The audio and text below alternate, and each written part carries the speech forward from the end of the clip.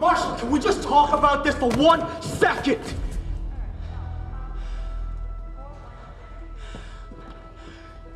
You rescued her. You raised her. You're not protecting her now. You are holding her back. 1, don't you ever touch me again. 2, don't you ever touch me again.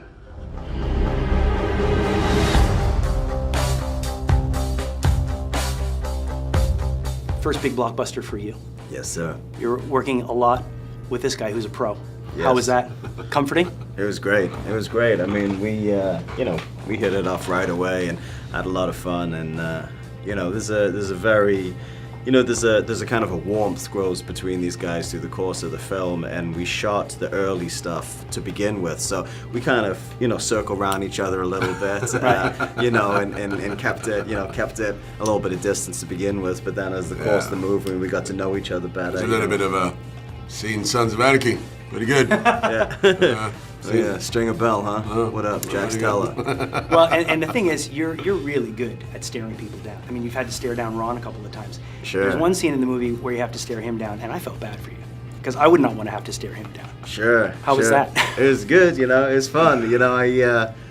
It's I had to take a step back, because I'm used to winning the stare downs. I'm used to being the guy that does the stare down, then knocks the guy out. But that's not the dynamic we have, And so I had to take a step back to the man. But it was helpful that he is so formidable, because if you're staring a guy down, you don't really believe. You think, oh man, I would take this guy in a second. Then you gotta act double time. But he's a pretty formidable cat. So.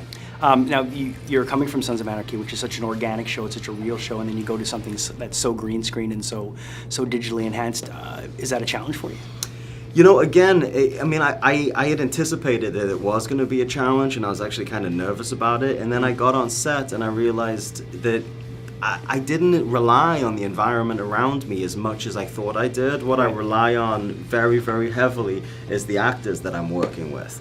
And so I showed up, and all of these guys are just fantastic, and we're there in the moment every second, on camera and off camera. So, it's really just a process of interacting with the people around you, much more than the environment around you. Right. And with you, Idris, there's a moment where we think you're this big tough guy, but we find out that you're actually a big softie.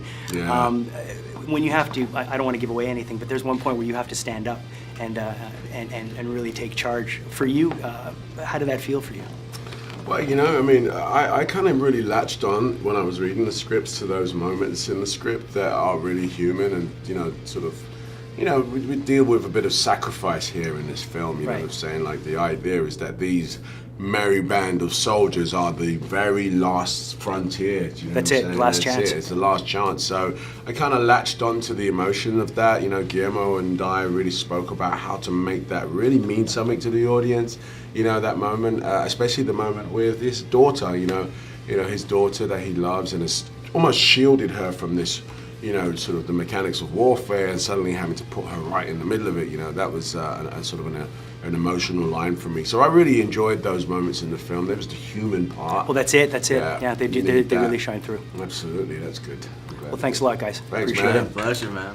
Warner Brothers Pacific Rim opens in theaters July 12th. I'm Jason Rockman for the Rockman Review.